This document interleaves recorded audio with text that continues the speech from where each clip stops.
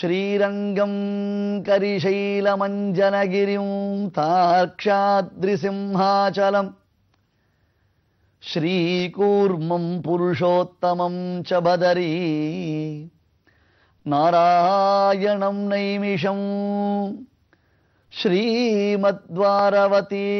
பிரயாகநகரி அயோத்யா கயா புஷ்கரம் சாளக்கிராமகிரிம் நிஷேவ்ய ரமதே ராமானுஜோயம் முனிஹி. சுவாமி ராமானுஜருடைய பிரிய சிஷ்யரான கூரத்தாழ்வாரின் திருக்குமாரர் பராசர பட்டர் ராமானுஜர் செய்தருளின திவ்யதேச யாத்திரைகளின் பெருமையெல்லாம் ஒரு ஸ்லோகத்தாலே காண்பிக்கிறார். ஸ்ரீரங்கம் கரிசைலமஞ்சனகிரிம் தார்க்ஷாத்ரிசிம்ஹாச்சலம் ஸ்ரீகூர்மம் புருஷோத்தமம் ச பதரி நாராயணம் நைமிஷம். ஸ்ரீரங்கம் பெரிய பெருமாள், பூலோக வைகுண்டம் ஸ்ரீரங்கம். அடுத்தது கரிகிரி, கரிசைலம் காஞ்சி வரதராஜ பெருமாள், தொண்டை மண்டலத்திற்கே நடு நாயகமாய் விளங்கக்கூடிய அந்த திவ்யதேசம். அடுத்தது அஞ்சனகிரி என்றால் ஸ்ரீனிவாசன். அடுத்தது தார்க்ஷ்யாத்ரி என்பதற்கு அஹோபிலே காருட சைல மத்தியே நல்லை நெஞ்சே நாம் தொழுதும் நம்முடை நம் பெருமான் என்று ஸ்ரீ நிருசிம்மன் கருடகிரி கருடாத்ரி என்றதற்கு பெயர். அடுத்தது சிம்ஹாச்சலம். சிம்ஹாச்சலம் என்னும் திவ்ய கஷேத்திரம். பெருமான் அங்கே வராக நிருசிம்மனாக சேவை சாதிக்கிறார். ஸ்ரீகூர்மம், உலகத்தில் கூர்மாவதாரத்திற்கு என்று தனியான ஒரு திருக்கோயில் என்றால் ஸ்ரீகூர்ம கஷேத்திரம் மட்டும்தான். இந்த ஸ்ரீகூர்மத்திற்கு ஒரு சிறப்பு உண்டு. என்ன தெரியுமா? ஒரு இரவிற்குள் பூரி கஷேத்திரம், பூரி ஜெகநாத பெருமாள் ஆலயம் உள்ளது. அந்த பூரியிலிருந்து ஒரு இரவிற்குள்ளே பெருமான் ராமானுஜரை ஸ்ரீகூர்மத்தில் அழைத்து வந்து விடுத்தானாம். சுவாமி ராமானுஜருடைய புனித பாதம் பட்ட திவ்ய தேசம் அந்த ஸ்ரீகூர்மம்.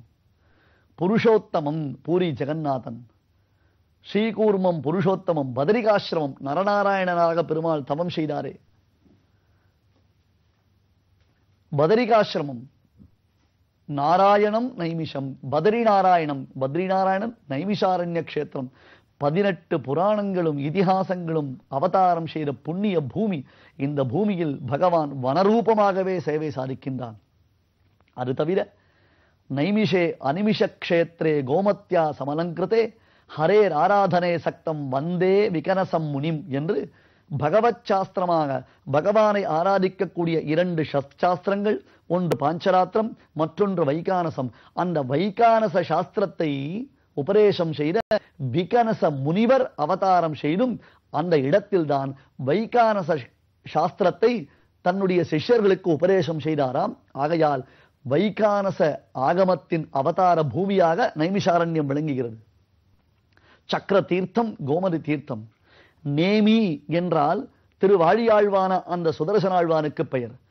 பெருமானுடைய உயர்ந்த ஆயிரங்களில் சிறந்தவனான சக்கரத்தாழ்வார் அசுரர்களை எல்லாம் சம்ஹாரம் செய்து தன் மீது படிந்த இரத்த கரைகளை, இரத்த தாரைகளை, மாம்சங்களை அலம்பிக் கொண்டதினாலே அந்த தீர்த்தத்திற்கு சக்கர தீர்த்தம் அல்லது சக்கர குண்டம் என்பது பெயர்.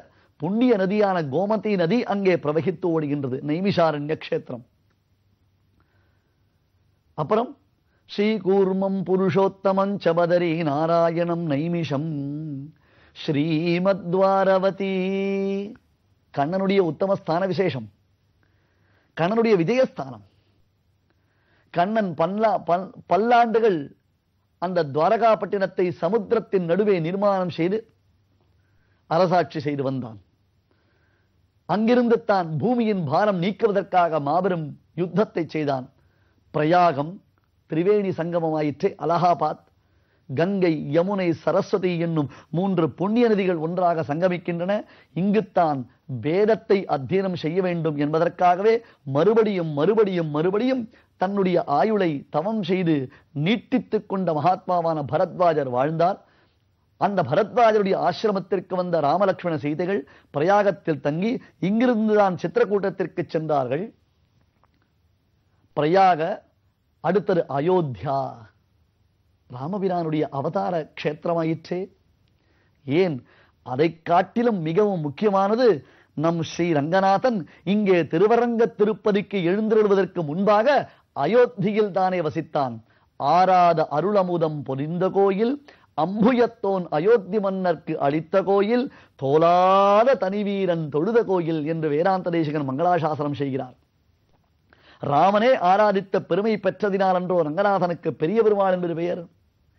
இக்ஷ்வாக வம்சத்தில் பரம்பரையாக ஆராதிக்கப்பட்ட திவ்யமூர்த்தியான அந்த ரங்கநாதன் அயோத்தியில் எழுந்தருளியிருந்து ராம பட்டாபிஷேகத்திற்கு பிறகு விபீஷணனுக்கு ராமனால் பரிசளிக்கப்பட்டு அங்கிருந்து இங்கே 2 ஆற்றுக்கு நடுவில் தர்மவர்மா என்னும் சோழ அரசனுடைய பிரார்த்தனைக்கு இணங்க விபீஷணனால் ஸ்தாபிக்கப்பட்டதினால் அன்றோ நம் பாக்கியத்தின் பயனாக இன்றளவும் சேவை சாதிக்கின்றான். அடுத்தது மதுரா. கண்ணன் பிறந்தவாறும் வளர்ந்தவாறும் பெரிய பாரதம் கை செய்து என்று அந்த மதுரா என்னும் புண்ணிய பூமி என்ன புண்ணியம் செய்ததோ தெரியவில்லை, கண்ணனுடைய அவதாரத்திற்கு அது காரணமாயிற்று. அதற்கு பக்கத்தில் பிருந்தாவனம், கோவர்தனம், திருவாய்ப்பாடி என்று எத்தனை க்ஷேத்திரங்கள் இருக்கு. ஸ்ரீமத் துவாரவதி, பிரயாக, மதுரா, அயோத்தியா. அடுத்தது கயா. கயை. கயையில்தான் விஷ்ணுவினுடைய திருப்பாதம் பதிந்திருக்கின்றதாம். புஷ்கரம், தீர்த்த ரூபி பெருமாள் இங்கே. விஸ்வாமித்திரர் பல்லாயிரக்கணக்கான வருடங்கள் தவம் செய்து சித்தி பெற்ற முக்தி க்ஷேத்திரம் புஷ்கர க்ஷேத்திரம். மதுரா, அயோத்தியா, கயா, புஷ்கரம். சாலக்கிராம க்ஷேத்திரம். ஒவ்வொரு ஸ்ரீ வைஷ்ணவர் திருமாளிகைகளிலும் சாலக்கிராம திருவாராதனம் மிக முக்கியமாயிற்றே. சாலக்கிராம ஆராதனை செய்ய வேண்டுமாயிற்றே. பெருமாள் முக்தி தரும் முக்திநாதனாக சேவை சாதிக்கின்றானே. பாரத தேசத்திற்கு வெளியே நேபாள தேசத்தில் சாலக்கிராமம் என்னும் உயர்ந்த மலையின் மீது அந்த பெருமான் சாலக்கிராம ரூபியாக சேவை சாதிக்கின்றான். இங்கேதான் மகாத்மாவான யோகிராஜரான ஜடபரதர் தவம் செய்தார். புராணங்களில் இந்த சாலக்கிராமத்திற்கு பெரும் பெருமைகள் உண்டு. பெரியாழ்வார் மங்களாசாசனம் செய்கிறார். சுவாமி திருமங்கையாழ்வார் சாலக்கிராமம் அடை நெஞ்சே, மனதே நீ சாலக்கிராமத்திற்கு சென்று பெருமாளை சேவிக்க வேண்டும் என்கிறார். காரணம் என்ன தெரியுமா? அவ்வளவு கடினமாம் சாலக்கிராமத்திற்கு செல்வது. மனதினாலாவது சாலக்கிராமத்தை அடைந்து விட வேண்டும் என்னும் நமக்கு ஒரு உத்வேகம் உண்டாக வேண்டும். ஆனால் அர்ச்சாவதாரத்தில் அதிகமான திவ்யதேசங்களை மங்களாசாசனம் செய்த கலியன் இங்கே செல்லாமல் இருப்பாரா? சாலக்கிராமம் அடை நெஞ்சே என்று நெஞ்சத்தை குறித்து சொன்னால் கூட தான் நேரடியாக சென்ற மங்களாசாசனம் செய்து வந்தார். ஸ்வயம் வியக்த க்ஷேத்திரம். ஒவ்வொருத்தருடைய திருமாளிகைகளும் அன்பர்களே இதை நன்கு கவனித்துக் கொள்ளுங்கள். ஒவ்வொருவருடைய திருமாளிகைகளிலும், அதாவது இல்லங்களில் 12 சாலக்கிராம மூர்த்திகள் இருந்தனர் என்றால் இதனை நீங்கள் நன்கு கவனித்து நினைவுறுத்திக் கொள்ளுங்கள். ஆச்சாரிய சம்பந்தம் பெற்று தீயில் பொலிகின்ற செஞ்சுடராடி திகழ் திருச்சக்கரத்தின் கோயில் பொறியாலை ஒற்றொன்று நின்று என்னும்படியாக ஆச்சாரிய சம்பந்தம் பெற்று ஆச்சாரிய தீட்சை பெற்று சுதர்சன பாஞ்சஜன்யத்தை பொறித்துக் கொண்டு அடியேன் ராமானுஜதாசன் என்று தாஸ்யநாமம் பெற்றவர்கள் எல்லோருமே சாலக்கிராம பூஜைகள் செய்யலாம். அதில் ஒருத்தருடைய இல்லத்தில் 12 சாலக்கிராமங்கள் இருந்தன என்றால் அந்த இல்லமே ஒரு திவ்ய க்ஷேத்திரம். இதைவிட அர்ச்சாவதார சௌலபியத்திற்கு, அர்ச்சாவதாரத்தின் பெருமைக்கு வேறு ஒரு சான்று தேவையா? யோசித்து பாருங்கள். ஒருவர் தன்னுடைய இல்லத்தில் 12 சாலக்கிராம மூர்த்திகளை வைத்துக் கொண்டு திருவாராதனம் செய்தாரேயானால் அந்த இல்லமே ஒரு புண்ணிய கஷேத்திரம், அது திவ்யதேசம். ஏனென்றால் சாலக்கிராமத்தை தானே ஆழ்வார் மங்களாசாசனம் செய்திருக்கிறார். அந்த சாலக்கிராம மூர்த்தி நம் இல்லத்தில் இருக்கிறாரா இல்லையா? கோவிலை போல பெரிய அர்ச்சாவதார திருமேனியை கொண்டு வர முடியாது. ரங்கநாதனாக, ராகவனாக, பார்த்தசாரதியாக ஒரு பெருமாளை, பெரிய பெருமாளை எழுந்தருளி ஆராதனை செய்வது நம்மால் முடியாது. ஆனால் ஒரு சிறு சாலக்கிராமத்தை எழுந்தருள பண்ணி ஆராதிப்பது ஆராதனைக்கு சர்வ சுலபனவன். பத்திரம், புஷ்பம், பலம், தோயம் யோமே பக்தியா பிரேச்சதி. இந்த கீதா வாக்கியத்திற்கு ராமானுஜருடைய பொருள். ஏதாவது ஒன்றை கொண்டு அந்த பெருமானுக்கு சமர்ப்பித்து திருவாராதனம் செய்ய வேண்டும். அந்த திவ்யதேசங்கள் எல்லாம் சுவாமி ராமானுஜர் விஜய யாத்திரை செய்திருக்கிறார். இந்த திவ்யதேசங்களுக்கெல்லாம் சுவாமி ராமானுஜர் சென்று ஆங்காங்கு பெருமான்களை சேவித்திருக்கிறார். இவற்றில் ஒரு சில ஆழ்வார்கள் தங்கள் ஈரச் சொற்களால் பைந்தமிழ் பாசனங்களினாலே மங்களாசாசனம் செய்யப்பெற்றதினாலே திவ்ய கஷேத்திரங்கள் திவ்யரேசங்கள் என்று கொண்டாடப்படுகின்றன.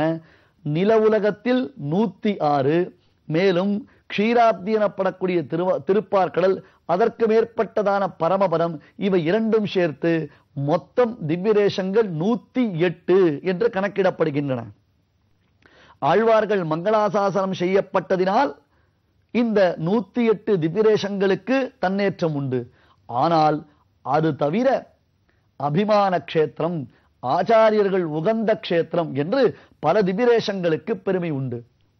மேலக்கோட்டை திருநாராயணபுரம், மதுராந்தகம் ஏரிகாத்தராமனுடைய சன்னதி, மன்னார்குடி ராஜகோபால சுவாமியுடையதான திவ்ய கஷேத்திரம், இவைகளெல்லாம் ஆச்சாரியர்கள் உகந்த க்ஷேத்திரம். மேலக்கோட்டை திருநாராயணபுர பெருமாளுக்கு என்ன பெயர்? செல்வப்பிள்ளை. செல்வப்பிள்ளை. அங்கே ராஜா பெருமான் இல்லை, யதிராஜரான எம்பெருமானார் தான் ராஜா. பெருமானுக்கு என்ன பெயர்? யதிராஜ சம்பத்குமாரன். ராஜாவுக்கு செல்லப்பிள்ளை. எங்கள் ராஜா சுவாமி ராமானுஜர். அபிமான க்ஷேத்திரம். சிலவை அபிமான க்ஷேத்திரங்கள் மகான்கள் உகந்து விரும்பின. புராணங்களிலும் இவற்றிற்கு பெருமைகள் உண்டு. ஆழ்வார்கள் மங்களாசாசனம் செய்யவில்லை என்றால் கூட இவற்றினுடையதான பெருமைகளுக்கு ஒரு விதமான குறைவும் கிடையாது. அந்த வகையில் சேர்ந்தவைகள் தான் புரிக்ஷேத்திரம், சிம்மாச்சலம் எனப்படக்கூடிய உயர்ந்த அந்த க்ஷேத்திர விசேஷம். தற்பொழுது அடியன் சொன்னதான இந்த மன்னார்குடி அல்லது மேலக்கோட்டை திருநாராயணபுரம், உத்தமமான மதுராந்தகம் பெருமான் சன்னதி. ஏனென்றால் சுவாமி ராமானுஜருக்கு திருவிலட்சணைகளான பஞ்ச முத்திரைகள், அந்த பஞ்ச சம்ஸ்காரங்கள் பெரிய நம்பியினால் செய்து வைக்கப்பட்ட திவ்யரேசம் வகுளாரண்ய க்ஷேத்திரம், துவயம் விளைந்த திருப்பதி என்பதே பெயர். இவைகளெல்லாம் அர்ச்சாவதார எம்பெருமானை நமக்கு காட்டித்தந்து நம் உள்ளத்தை குளிர்விக்க விளங்குகின்றன. இவற்றில் ஸ்வயம் வியக்தம், சைத்தம், மானுஷம், ஆருஷம் என்னும் விபாகங்கள் உண்டு, சில பிரிவுகள் உண்டு. அந்த பிரிவுகளை நாம் தொடர்ந்து அனுபவித்து அர்ச்சாவதார பெருமானின் வடிவழகில் நாம் ஈடுபடலாம். சென்னை வாழ் மக்களுக்கு ஓர் அறிவிப்பு. மயிலாப்பூர்